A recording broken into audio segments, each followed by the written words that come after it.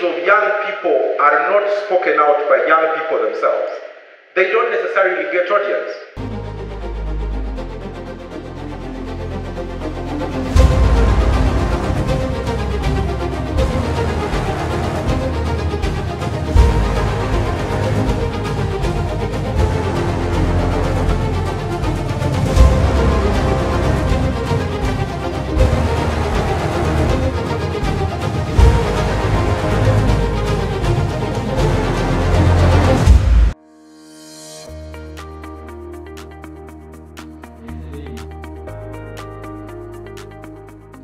Yeah. This being the 6th edition of the National Youth Parliament, organized by Faraja Africa Foundation. Yeah.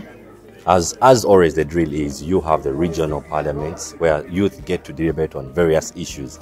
So how were the regional parliaments of this year? Well, quite interesting. They were bigger compared to last year.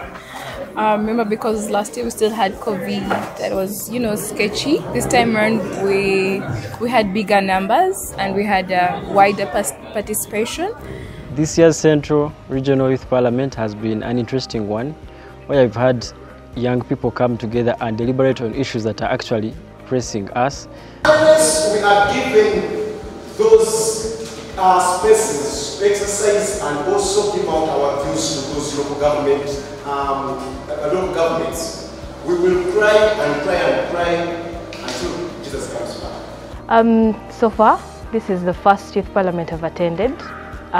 Physically, I had attended the virtual one in 2021, but it has been a beautiful experience. A lot of brilliant people to meet, seeing the youth passionate about the matters of the country. I think each year that gets by, the youth parliament becomes more interesting and it gets better. It's a very enriching experience to see young people debate on pertinent issues that affect them in society. It's a blessing to tap into their cups of wisdom because, they give us a fresh feel of what is going on at the grassroots, where we might not be able as leaders to reach on a daily. So young people's advocacy, strengthening the youth voice, is a platform that we really need to fully utilize, and the youth parliament offers it on a silver platter. The question the youth are asking out there, how do you choose this member of parliament to come on the floor of parliament? Okay, for starters, it is always a competitive process, that is for a fact. But in the competition, we look at leaders, young emerging leaders, who have hands-on skills, who have done something, and we also give a lot of consideration to the leaders from the grassroots, because given our development approach, we're using a bottom-top approach. I don't want to lie to you that I'm going to go and pick someone that has been in power for some time, that is exposed already. No, we want that person who has not been here one time, or that person who is able to talk, who is able to speak. And of course, while we're doing that, we consider special groups, I'm talking about the PWDs, yeah. I'm talking about the special groups. We're looking at the women, the young mothers out there, and the person who maybe didn't finish school, but they're trying to make it out there. So it's not like we don't want everyone to participate. I also have to have regional balances. We want each and every region. I was so inspired by the sessions. When I was cheering, at some point I got lost in my head. I said, imagine this was the real parliament, because the people were really respectful. Under my guidance, I managed to imagine in 30 minutes, 18 politicians speaking to the point. That was special, and we need to improve this, keep on going with this. Now, one day is not enough for everyone to understand the content of the motions. We tried, but we can only try. So this has inspired me. I want to really talk, say, okay, what are the chances? Can we see, is there any chance that we could keep on these conversations? Maybe even if it's quarterly.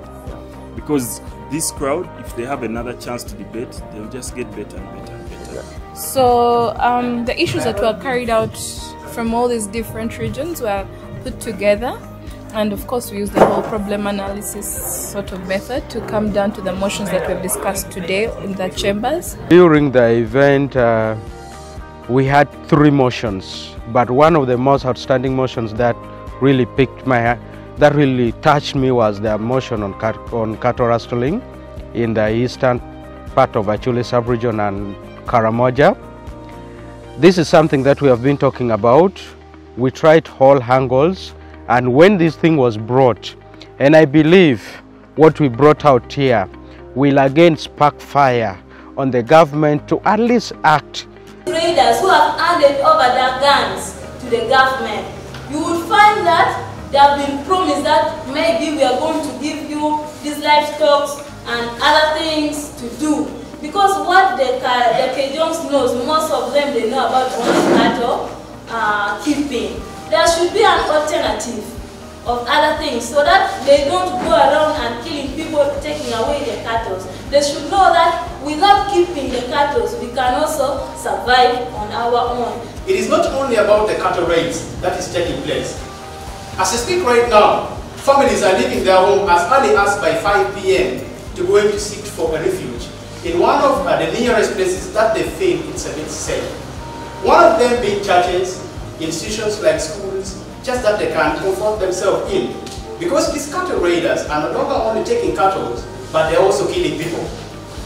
Well, the issue of climate change and then in relation to also agriculture for the young people, that one is very directly related to the young people because climate change and agriculture eventually evolve into a reduction in the quality of life that the young people are living. And if young people cannot live a certain quality of life where they can have their basic needs and all that, it can set grounds for other challenges to rise, especially community-based challenges. We've had a discussion around land, and this has been a very big challenge where we have people have been losing their land grabbers. We've had people owning miles and miles of land in this place because of the different bureaucracies that rotate around land, lease, non-lease, but we've actually come to discuss this as young people because in the long run we are all affected. These are areas of settlement, these are areas of habitats where the young people are living and actually trying to earn a living. Having agriculture as our background, the young people here are actually doing a lot of agriculture on this land. Others are rearing cows and others are planting crops. So having the young people come to discuss on these issues that are affecting them, especially the land issue. The land is rotating around economically, socially, and in all ways the land is important to the young people and it is a resource to us. Then for service delivery, it was mostly on medical interns and boosting the education of the country. And then for National Youth Council, we were of the view that we as youth, the budget should be boosted since we see that in this financial year, it was decreased from 4 billion to 800 million. So many issues within the health sector. I would point out that the government should really invest in the preventive measures, especially when it comes to cancer. Cancer has been a very big problem for the country. Looking at the women who have the breast cancer being the highest in the country. So if we have preventive measures, we will not lose a lot of money having to borrow from World Bank and all these other countries.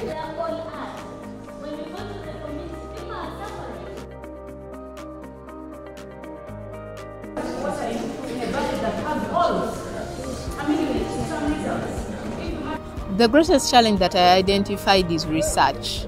You see, when you are invited for the National Youth Parliament like this, you should come well equipped with knowledge, with information on what you are going to debate about.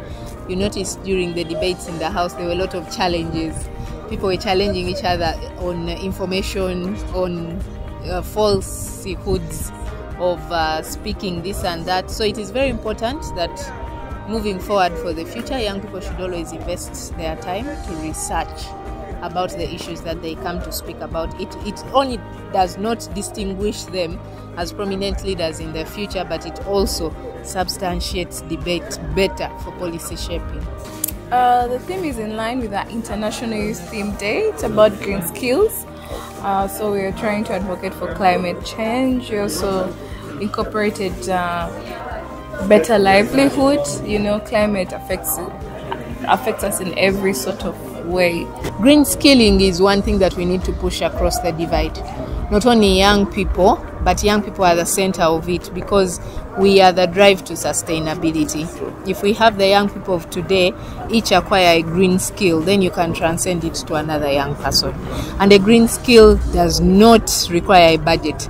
It could be the basics of just protecting your environment, being cautious about environmental degradation, seeing how best we can have as many young climate change agents as possible. For the two motions, the first one was on climate change. That is something very urgent. I'm personally going to take it to the Ministry of Water and Environment. I already have a meeting with the Commission of Climate Change. Wow, you're already working. Yes, we already. I have a meet, not in my office, but as an individual. Wow. So with the guidance of Faraja, I should be able maybe to try and table some of these things. There are opportunities to train young negotiators on climate change. Personally, I negotiate for government on climate change. I was in Germany last month doing that work. There's COP.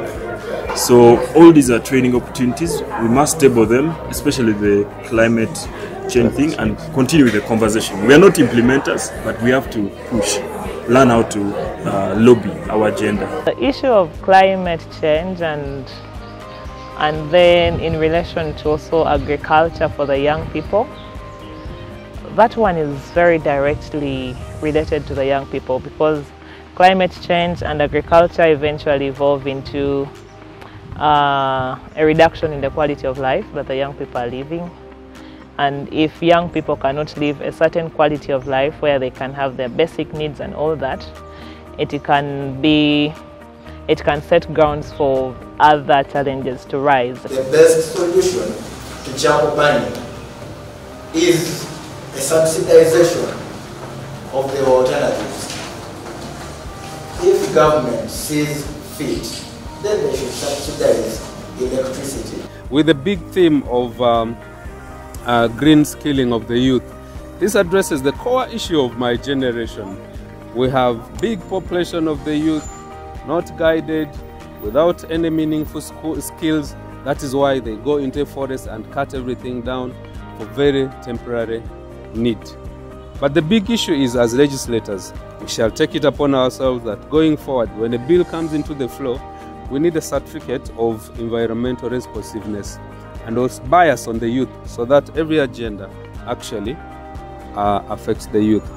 To the organizers, this is a very good platform for the young people to express their views, and I hope that once these resolutions are taken high up to the ladders, feedback can be brought back to the people who initiated the conversations, and they can understand how their submissions fed into the national policies that are formulated.